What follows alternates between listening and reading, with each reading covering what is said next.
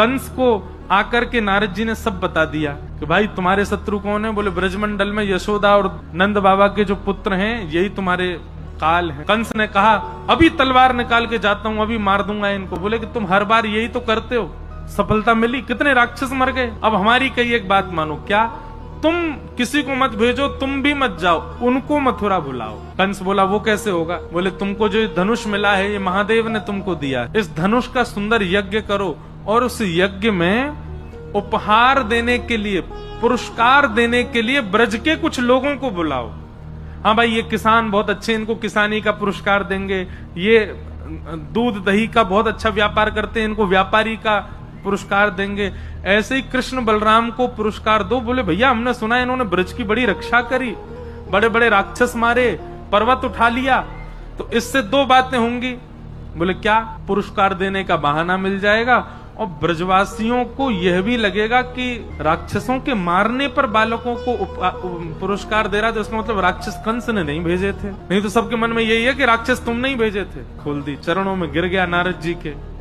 नारद जी बोले अब मैं विलंब नहीं चाहता, परसों तुम्हारे हाथ कृष्ण की मृत्यु देखना चाहता हूं, बस तभी मुझे गुरु दक्षिणा मिलेगी। कंस बोले चिंता मत कीजिए, अभी बुलवाता हूं मैं। और यहाँ अक्रूर जी को बुला करके कंस ने कहा कि तुम वृंदावन जाओ, जाकर के कृष्ण बलराम को लेकर के आओ, और यदि तुमने ये कार्य नहीं किया तो मैं तुम्हारा वध कर दूंगा। अक्रूर जी बोले कहीं पूतना अघासुर बकासुर धेनुकासुर की तरह मथुरा से आया हुआ मुझको जान करके कृष्ण मार ना दें, ये भी मथुरा से ही आया, इसको भी मारो। लेकिन तभी अक्रूर जी के मन में आया कंस के हाथों से मरना अच्छा, मैं उनके हाथ से ही मर जाऊंगा।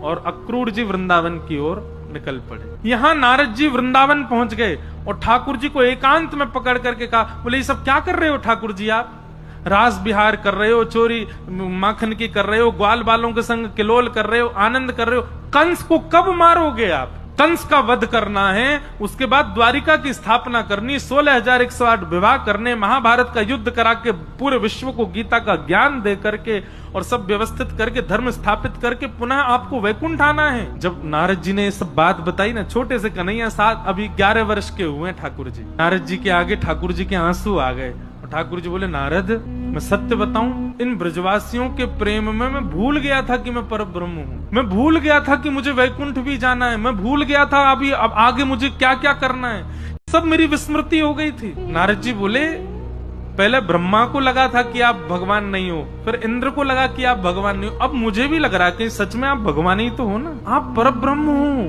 आप कैसे विस्मृत कर सकते हो।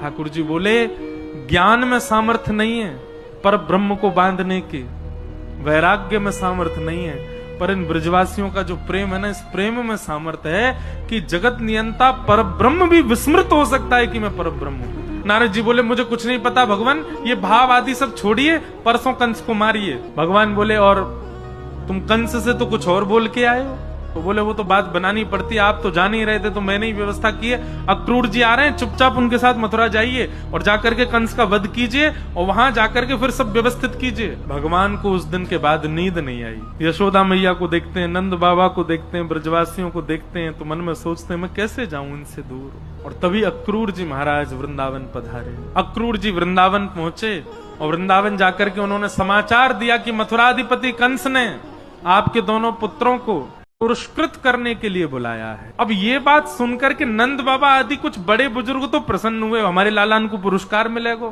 लेकिन ब्रज के समस्त प्रेमी ब्रजवासी और यशोदा मैया को जैसे ये बात पता चली कि लाला मथुरा जा रहा हो कंस के पास, ये सुन करके सब दुखी हो गए, रुदन करने लगे। सबको रो तो देख ठाकुर जी आए। ठाकुर जी आके क्यों रो रहे हो आप लोग।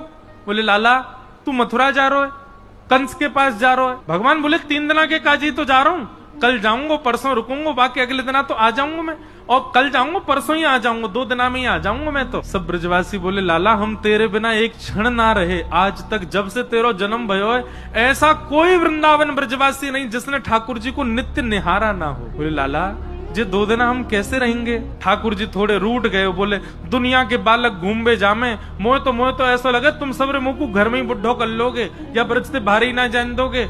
अरे मैं तो बालक हूँ, मेरा तो मन करे बाहर जावे को, मेरा तो मन करे घूमवे को। अरे कह दे ना परसों आ जाऊंगा, अब रोका ही को रहे हो। ठाकुर जी उदास है के बैठ गए। तो सब ब्रजवासी बोले लाला की बात तो सही है। अरे भैया बालकन को मन करे घूमवे को, लाला को मन हेरो होगो। सब ब्रजवासी के बोले लाला तू ऐसे उदास मत हो, तू चलो जा, लेकिन सुन आ जाएगा ना, और जल्दी आ जाइयो लाला, इतना समय मत लगाइयो। ठाकुर जी बोले मैं परसों आ जाऊंगा। और जब जब ठाकुर जी कहते हैं परसों आ जाऊंगा, नेत्र बंद कर लेते हैं, आंसू निकलने लगते हैं ठाकुर जी के। ब्रजवासी ठाकुर जी तो इसलिए नेत्र बंद करते हैं कि मैं कैसे बताऊं कि अब मैं आऊंगा नहीं। और ब्रजवासी यूं सोचे अरे लाला देख हम तो ऐसे ही रो रहे कि हम तो ते प्रेम करें, लेकिन लाला वो हम तो कितना प्रेम करें, देख रो रहो बेचारो, अपने हृदय से लगा ले। अरे लाला तू परसों आ जाएगा ना, काय बात की चिंता।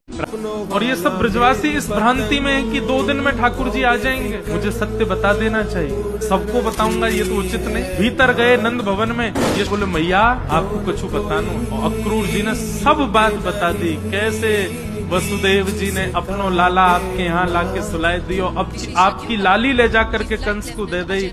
यही बालक सुरक्षा के लिए 11 वर्ष आपके यहाँ रहा, अब ये बालक पुनः अपने माता पिता के पास जा रहा है। या की माँ आप नहीं है, या की माँ देवकी मैया है, वो 11 वर्षों से कारागृह में बंद हैं। ये वसुदेव जी को लाला। ये बात यशोदा मैया रुदन करते हुए बोली लाला तेरी स्मृति अपने हाथन में ले रही हूँ, क्योंकि अब या के बाद तो तू मुझको छुवे को कभी मिलेगो नहीं। मुझको सब पता चल गया तू मेरो लाला नहीं है, तू तो देवकी को लाला है। मुझको अक्रूर ने आके सब बताई दियो। लाला ठाकुर जी को जैसे ये बात पता चली स्तब्ध हो गए, नाथ की मैया को क्यों बताया किसी ने। यशोदा मैया बोली लाला मैं तो को रोकूंगी नहीं, लेकिन तो 2 वचन चाहूं। कहा, बोले पहलो वचन कि तू कभी मेरी शिकायत मत करियो देवकी सो, कि माखन खावे के पीछे मुझको बांध दियो, मटकी फोड़वे के पीछे मेरे पीछे छड़ी लेके यशोदा भागी, ये सब बात कभी देवकी को मत बताइयो। और दूसरा वचन, तू जीवन भर देवकी की सेवा करियो, वाकई नेत्रंश कभी दूर मत जाइयो, क्योंकि मैं तो सह लूंगी लेकिन देवकी ना सह पाएगी तू दूर गयो तो। पर काउ दिना यदि तो को खबर मिले कि वृंदावन में यशोदा मैया अब मरणासन अवस्था में है, मृत्यु को प्राप्त होने वाली है, बस वास समय मेरे पास आ जाइयो लाला, मैं प्रतीक्षा करूंगी, अपने प्राणन को रोक के रखूंगी। जब तू सामने आ जाएगा तो को देख लूंगी, तेरे हाथन को स्पर्श कर लूंगी, तब प्राण निकालूंगी। बस मेरे अंतिम समय में मेरे सामने आ जाइयो लाला। ठाकुर जी बहुत रोए, मैया को हृदय से लगा लिया। बोले मैया मैं जीवन भर तेरो ही सुत कहाऊंगो ना। लाला तू बचपन में खूब कहता हो कि मैया तू नाराज है जावे, मैं तो नंद बाबा को लाला हूँ तेरो ना हूँ, वास में भी मुझको व्याकुलता है जाए। पर आज अक्रूर ने आके बताई कि तू देवकी को लाला है। मैं पता ना क्यों जीवित हूँ अभी तक लाला, ये निश्चित ही मेरे अंदर मातृभाव की कमी होगी, नहीं तो मेरे प्राण निकल जाने चाहिए। जा लाला सदा प्रसन्न रहियो, खूब राज करियो, तेरो ब्याह होएगो, खूब बढ़िया बहू आवेगी, बस या मैया को कभी भूलियो मत, अंतिम समय में मेरे पास आ जाइयो। और इन ब्रजवासियों को मैं देख लूंगी, इन सबन की चिंता मत कर, तू आगे जा अपनी मैया और अपने पिताजी के संग आगे को खूब सुंदर जीवन जियो, मेरो खूब आशीर्वाद। और ठाकुर जी नहीं जा पा रहे हैं व्रत छोड़कर, नंद बाबा आकर के लाल जी को संभाल रहे हैं। बोले लाला चल विलंब है रो है। ठाकुर जी रथ में बैठ गए और मथुरा को प्रस्थान करने लगे। अब लाला वापस आ जाएगो, जे हम हमसे दूर जा ही ना पावेगो, नेक दूर रथ जाएगो सोई कूद के आ जाएगो। पर ठाकुर जी नहीं आए, चले गए ठाकुर जी मथुरा।